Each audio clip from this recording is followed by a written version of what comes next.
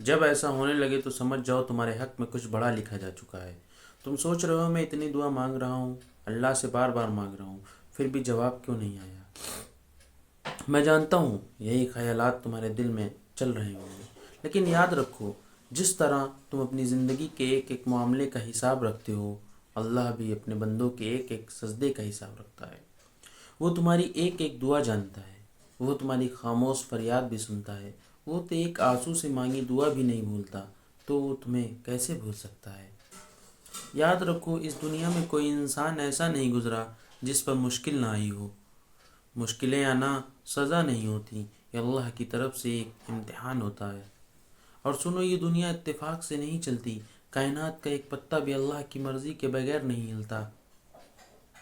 جو کچھ ہوتا ہے وہ پہلے ہی اس کے علم میں ہوتا ہے۔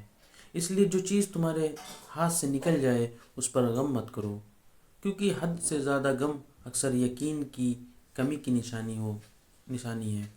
اللہ فرماتا ہے میں تمہاری تقدیر تمہاری سوچ سے بہتر لکھتا ہوں، تمہاری چاہت سے زیادہ خوبصورت لکھتا ہوں، اور اگر تم یہ سوچتے ہو مشکلات میرے ہی ساتھ کیوں، تو سن لو ہر آزمائش کی ایک ایکسپائری ڈیٹ ہوتی ہے۔ یہ صرف ایک ٹیسٹ ہے، اور یاد رکھو جو جتنی بڑی آزمائش سے گزرتا ہے وہ اتنا ہی زیادہ نوازا جاتا ہے۔ کبھی کبھی ہم اللہ کی تاخیر کی حکمت نہیں سمجھ پاتے اور کہہ دیتے ہیں شاید میری دعا قبول نہیں ہوئی۔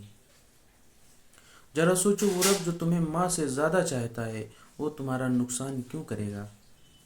وہ دیر کرتا ہے مگر اندھیر نہیں کرتا، وہ کسی کا نقصان نہیں کرتا، وہ صرف بہترین وقت کا انتظار کرتا ہے۔ اس لیے ہمت رکھو، دعا جاری رکھو، اور یقین رکھو اللہ تمہیں بھولا نہیں ہے، وہ تمہارے لیے بہترین لکھ رہا ہے۔